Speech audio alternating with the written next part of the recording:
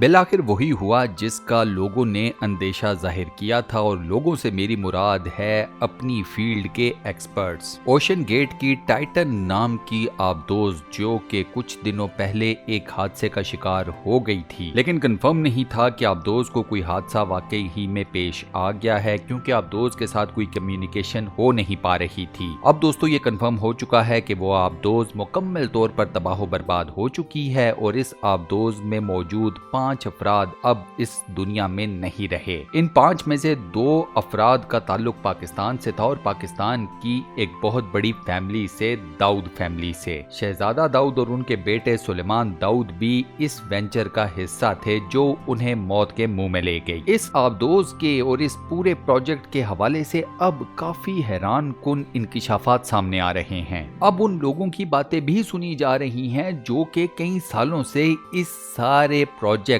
इस सारे वेंचर के अगेंस्ट बोलते चले आ रहे हैं। ओशन गेट्स नाम की कंपनी जिसका टाइटन ये प्रोजेक्ट था, ये वॉयज थी, उसको कई सालों से काफी इख्तलाफात का सामना था। लोग इनके बारे में तरह तरह की बातें करते थे, और ये हम किसी आम इंसान की बात नहीं कर रहे, वो लोग जो कि आबदोजों से रिलेटेड एक्सपर्ट्स हैं, जो कि पानी के नीचे जानते हैं कि क्या सूरत हाल होती है। ऐसे लोगों की भी नहीं सुनी गई। ये लोग बोलते रहे कि ये आबदोज किसी न किसी दिन कोई न कोई हादसा जरूर करेगी, लेकिन किसी ने नहीं सुना। आज की स्पेशल वीडियो में मैं आपको बताऊंगा कि टाइटन नाम की इस छोटे साइज की कमर्शियल आबदोज के साथ हुआ क्या, ये कैसे फटकर पुर्जा पुर्जा हुई, इसके फटने से लेकर इसके पुर्जा पुर्जा होने में टोटल कितना वक्त लगा, और खुदा की कसम ये वक्त सुनकर आपके रोंगटे खड़े हो जाएंगे। इस आबदोज की मेकिंग में या इसे तैयार करने में जिस किस्म का मटेरियल इस्तेमाल किया गया, जब आप उसकी तफसीलात सुनेंगे तो आप अपना सर पकड़कर बैठ जाओगे, क्योंकि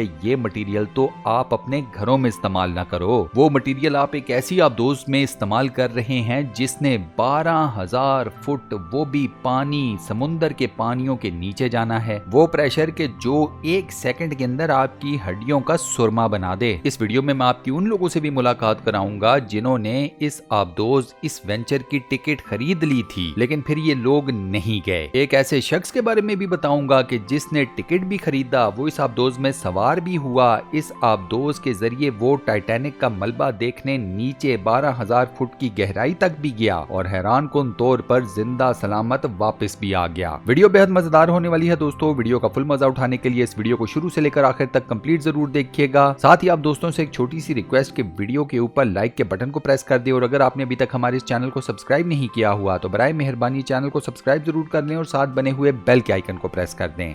ओशन गेट नाम की कंपनी लोगों को ट्रिप करवाती थी अपनी कमर्शियल आबदोज में बिठाकर टाइटैनिक का मलबा दिखाने की। जी हाँ, दुनिया का मशहूर जमाना बहरी जहाज टाइटैनिक जो कि अब समुंदर के पानियों के नीचे गर्क है। इस एक ट्रिप के एक टिकट की कीमत थी 2.5 लाख अमेरिकी डॉलर। अब सबसे पहले तो आप मुझे ये बताइए कि अगर आपके पास 2.5 लाख अमेरिकी डॉलर्स हों तो क्या आप ऐसे किसी सफर पर जाना पसंद करोगे या नहीं? सादा सा अपना हाँ या ना में जवाब मुझे नीचे कमेंट सेक्शन में जरूर बताना। अब यहाँ ये बात तो तय हो गई कि वो लोग जिन्होंने इस वेंचर के टिकट खरीदे थे वो कोई आम लोग नहीं थे, वो ठीक ठाक किस्म के अमीर लोग थे। शहजादा दाऊद और उनके बेटे सुलेमान दाऊद ने 5 लाख के 2 टिकट्स लिए और इस आबदोज में चढ़ गए। ये बाप बेटा फादर्स डे की सेलिब्रेशन के लिए टाइटैनिक का मलबा देखने इस आबदोज में सवार हुए थे। सबसे पहले बात करते हैं इस आबदोज के हार्डवेयर कंपोनेंट्स की। ओशन गेट अपनी वेबसाइट के ऊपर टाइटन नाम की इस आबदोज के बारे में लिखता है कि ये टॉप क्लास इंजीनियरिंग मॉड्यूल है, इंजीनियरिंग का ग्राउंड ब्रेकिंग शाहकार है और इसकी technology totally off the shelf है। इसकी टेक्नोलॉजी में जो कंपोनेंट्स इस्तेमाल किए गए हैं वो इंतहाई आसानी के साथ रिपेयरेबल हैं। इन कंपोनेंट्स को बड़े इजीली मैनेज किया जा सकता है, लेकिन ये कहीं नहीं लिखा हुआ था कि हम इन तमाम कंपोनेंट्स की सेफ्टी से रिलेटेड 100% श्योर हैं या हमारे पास इन कंपोनेंट्स से रिलेटेड कोई सेफ्टी सर्टिफिकेट मौजूद है। डेविड पोप नाम के एक जर्नलिस्ट ने पिछले ही साल इस आबदोज के ऊपर एक ट्रिप किया था। वो लिखते हैं कि इस आबदोज के अंदर लाइटनिंग और दीगर कई कंपोनेंट्स तो ऐसे थे कि जो मैं साफ देख सकता था कैंपिंग वर्ल्ड से उठाए गए हैं। इस आबदोज के बैलेस्ट में जो स्कैफोल्डिंग लगा हुआ था उसके ऊपर भी जंग लगा हुआ था। डेविड लिखते हैं कि जब मैंने ये सब कुछ देखा तो मैं ये सोचने पर मजबूर हो गया कि इस आबदोज की पॉलिशिंग का ये म्यार है, इसका ये स्टैंडर्ड है, इसके कंपोनेंट्स की ये हालत है और इस आबदोज ने हजारों फुट नीचे पानी में भी जाना है। एक और मुसाफिर ये बताता है कि जब बैलिस्ट को रिलीज करना होता था तो आबदोज के अंदर तमाम पैसेंजर्स को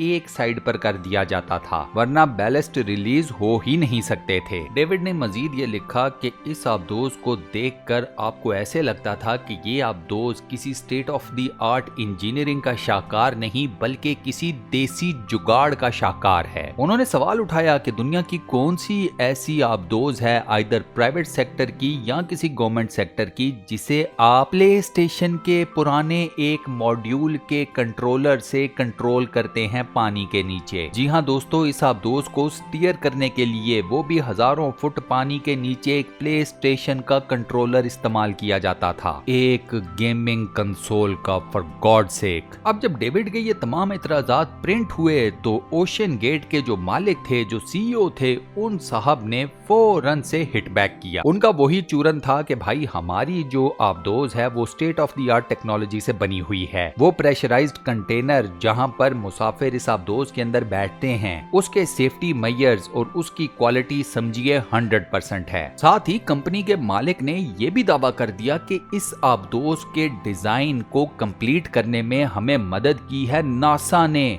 बोइंग कंपनी ने और वॉशिंगटन यूनिवर्सिटी ने। मतलब लाइक सीरियसली नासा, बोइंग और वॉशिंगटन यूनिवर्सिटी आपको हेल्प आउट कर रहे हैं ये डिजाइन तैयार करने में, जो कि एक चलता फिरता बॉम्ब था जो कि अब फट चुका है। इसके अलावा दोस्तों इस आबदोज का कम्युनिकेशन का निजाम भी कोई हाई क्लास बिल्कुल नहीं था। इस आबदोज के बारे में ये बात 100% कंफर्मेशन के साथ मुख्तलिफ अखबार रिपोर्ट कर चुके हैं कि इस आबदोज के कम्युनिकेशन सिस्टम के बारे में हर मुसाफिर ने एतराज उठाया है। उधर ये आबदोज पानी के नीचे जाती थी और साथ ही इसका अपनी हेल्पिंग शिप के साथ राब्ता मुनक़ता हो जाया करता था। ओशन गेट के सीईओ रश साहब का ये कहना था कि ये एक प्रॉब्लम था जिसको उन्होंने एडमिट भी किया। एक प्राइवेट पॉडकास्ट में उन्होंने इस बात को एडमिट किया था कि ये आबदोज अपने कंपोनेंट्स के हिसाब से 100% सेफ है, लेकिन उनके पास अभी तक इस मसले का कोई सलूशन नहीं कि अगर आबदोज पानी के नीचे कहीं जाकर स्टक कर जाती है, कम्युनिकेशन अपनी लॉस्ट कर देती है, खो देती है, तो फिर इस आबदोज तक कैसे रीच आउट किया जाए। डेविड पोप नाम के जर्नलिस्ट ने जब इस आबदोज के ऊपर सफर किया था, उस ट्रिप में भी 5 घंटे के लिए ये आबदोज मुकम्मल तौर पर लापता हो गई। ये टाइटैनिक शिप के समुद्र के नीचे डूबे हुए मलबे के करीब भी नहीं पहुंच सकी थी, ये पानियों में कहीं गुम हो चुकी थी। इस आबदोज का सतह के ऊपर मौजूद अपने हेल्पिंग शिप के साथ राब्ता भी मुनक़ता हो चुका था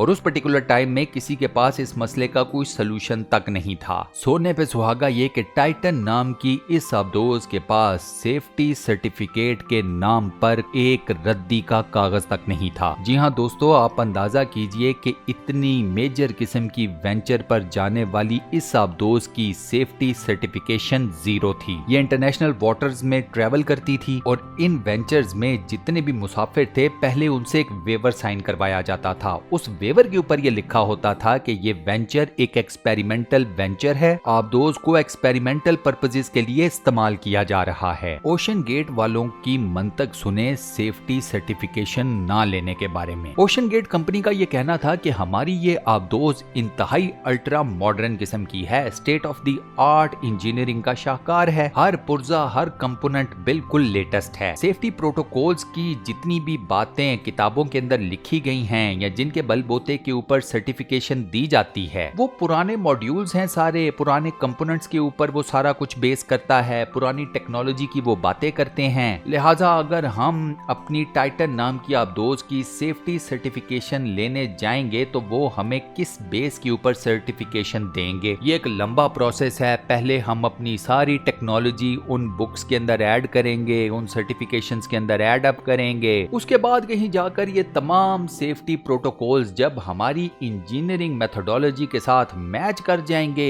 तब हम सेफ्टी सर्टिफिकेट के लिए अप्लाई कर पाएंगे। तो इन शॉर्ट कंपनी का ये कहना था कि सेफ्टी सर्टिफिकेट से रिलेटेड जितने भी प्रोटोकॉल्स हैं वो पुराने हैं, मसला उनकी तरफ है, हमारी आबदोज में कोई प्रॉब्लम नहीं। कंपनी के सीईओ रश साहब का कहना था कि सेफ्टी की बातें लोगों ने बिला वजह में बढ़ा चढ़ाकर पेश की हुई हैं। 35 साल हो चुके हैं अब्दोज इंडस्ट्री के अंदर किसी भी किस्म का कोई हादसा हुआ ही नहीं। ये कागजी कार्रवाई बिला वजह में लोगों को उलझा देती है, इसका कोई फायदा नहीं होता। हर कोई सेफ्टी प्रोटोकॉल्स, सेफ्टी मेजर्स की बातें करता रहता है। अगर आप अपने आप को इतना ही सेफ रखना चाहते हैं तो फिर अपना बिस्तर ही मत छोड़ा करें। मतलब रश साहब का ये कहना था कि घर से बाहर ही मत निकलें अगर आप अपने आप को सेफ रखना चाहते हैं। इस आबदोज के डिजाइन में एक इंजीनियर साहब थे जिनका नाम था डेविड। डेविड एक एक्स रॉयल मरीन इंजीनियर हैं। डेविड को जब इस प्रोजेक्ट के ऊपर लाया गया, डेविड ने जब इस आबदोज का सारा डिजाइन देखा, इसके सेफ्टी मेजर्स देखे, सेफ्टी इक्विपमेंट देखा, सेफ्टी प्रोटोकॉल्स देखे, तो उसने एक रिपोर्ट तैयार की। वो रिपोर्ट टोटली इस आबदोज को जीरो करती थी। डेविड ने साफ लिख दिया था कि ये आबदोज किसी भी तौर पर सेफ नहीं है। डेविड के ये रिपोर्ट देने की देर थी कि डेविड साहब को कंपनी से निकाल बाहर किया गया।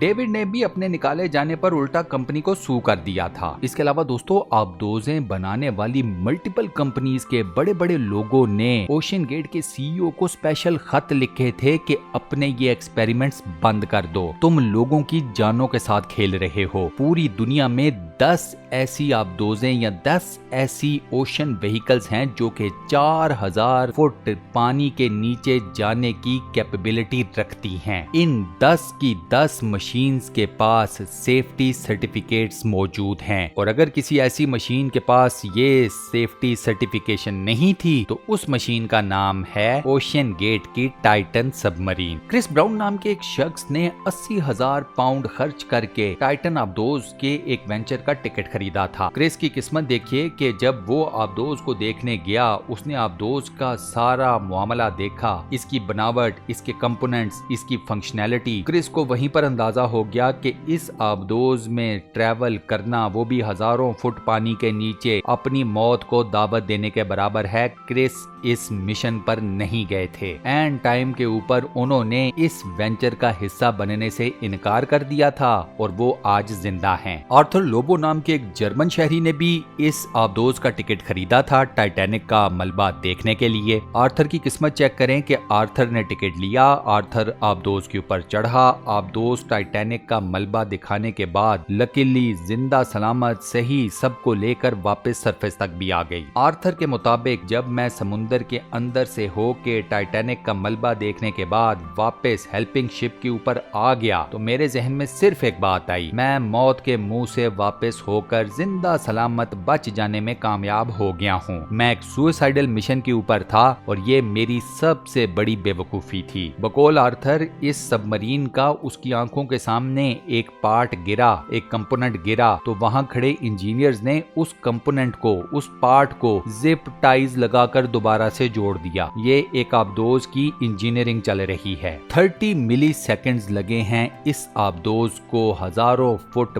पानी के नीचे एक धमाके के साथ फटने में। 30 मिली सेकेंड, एक सेकेंड नहीं, 30 मिली सेकेंड। अब यहाँ पर यही कहा जा सकता है कि चलें, इस आबदोज में जितने लोग सवार थे उन्हें मौत के मुंह में जाते हुए ज्यादा तकलीफ नहीं हुई। और इसी के साथ हम अपनी आज की इस वीडियो को यहाँ पर करते हैं दी एंड। दोस्तों, आज की ये वीडियो आपको कैसी लगी, वॉइस ओवर कैसा लगा, मुझे नीचे कमेंट सेक्शन में जरूर बताइएगा। वीडियो को बंद करने से पहले आपसे एक छोटी सी रिक्वेस्ट, और वो ये कि अगर आपने अभी तक हमारे इस चैनल को सब्सक्राइब नहीं किया हुआ तो बराए मेहरबानी चैनल को सब्सक्राइब जरूर कर लें और साथ बने हुए बेल के आइकन को लाजमन प्रेस कर दीजिएगा। बाकी अपना बहुत ख्याल रखिएगा। इंशाल्लाह मुलाकात होती है किसी नई बेहतरीन किस्म की वीडियो के साथ। शुक्रिया।